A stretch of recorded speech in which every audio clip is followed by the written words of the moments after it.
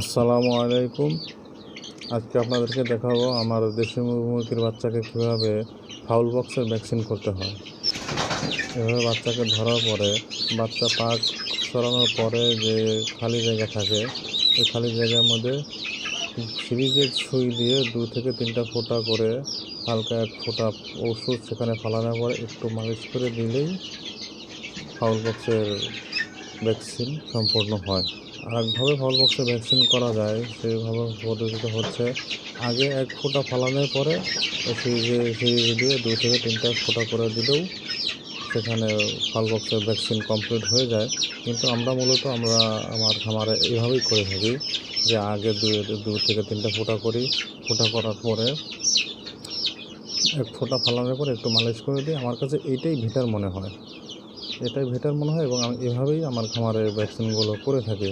আর অবশ্যই ভ্যাকসিন করার সময় একটু খুব ভালোভাবে খেয়াল করে নেবেন যে বাচ্চাকে যখন পাকে ফুটো করবেন, ফুটো করার সময় যেন এপাশ থেকে ওপাশে ফুটো না হয়ে যায়, এদিকে একটু খেয়াল করে সতর্কতার সাথে ফুটো করলেই 1 ফোঁটা ওষুধ দিয়ে দিলে ভ্যাকসিনগুলো কমপ্লিট হয়ে যায়।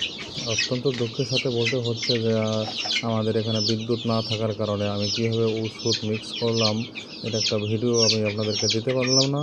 পরবর্তীতে আমি কোনো ভ্যাকসিন করার সময় কীভাবে ওষুধ মিক্স করবেন এবং কীভাবে ওষুধ ভালো মন্দ চেনার উপায়, এরকম একটা ভিডিও আপনাদেরকে আপলোড করে দিব, যেটা দেখে আপনারা বুঝতে পারবেন যে কোন ওষুধ ভালো এবং কোন ওষুধ ভালো না। এই ভিডিও আমি আপলোড করে দেব। আর সামনের যে ভিডিওটা আমরা আপলোড করব যে দেশি মুরগির ঠোঁট কাটা। দেশি মুরগির মূলত বড় একটা প্রবলেম হচ্ছে, খুব গুরুত্বপূর্ণ, যে দেশি মুরগি খুব ঠোকরাঠুকরি করে। এই ঠোকরাঠুকরির কারণে দেশি মুরগির যে পাকগুলো উঠে যায়, এতে করে দেশি মুরগির পাক যখন থাকে না তখন বাজার রেট অনেক কমে যায়। কীভাবে মুরগির ঠোঁট কাটবেন, কোন পদ্ধতিতে কাটবেন, কোন পদ্ধতিতে ঠোঁট কাটলে মুরগি সুস্থ থাকবে, এগুলো দিয়ে আমি একটা ভিডিও আপলোড দিব। অবশ্যই আমার চ্যানেলটি সাবস্ক্রাইব করে রাখবেন, বেল বাটনে ক্লিক করে রাখবেন, যাতে করে নতুন নতুন ভিডিও আপলোড দেওয়ার পরে আপনাদের নোটিফিকেশনে পেতে পারেন।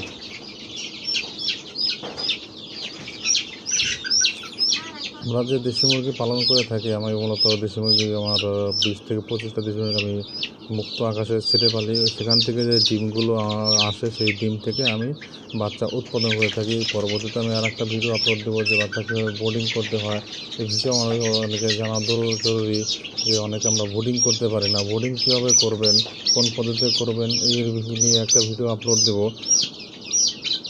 আমরা ইনশাল্লাহ part by part video upload দেবো, যাতে করে আপনারা অনেক কিছু শিখতে পারেন। যে ট্রেনিং ছাড়াই অনেক কিছু শিখতে পারবেন ইনশাল্লাহ। দেশি মুরগিতে ট্রেনিং অতটা লাগে না, দেশি মুরগি পালন করতে ট্রেনিং লাগে না। বেকার বসে থাকলেও মুরগি পালন করা যায়, এটা সম্ভব। যেটা আমরা নিজেই প্রমাণ পেয়েছি যে ট্রেনিং না করেও আমরা ইনশাল্লাহ সাফল্যের দিকে। সবাই ভালো থাকবেন, সুস্থ থাকবেন, এভাবেই ভ্যাকসিনগুলো করবেন। আল্লাহ হাফেজ।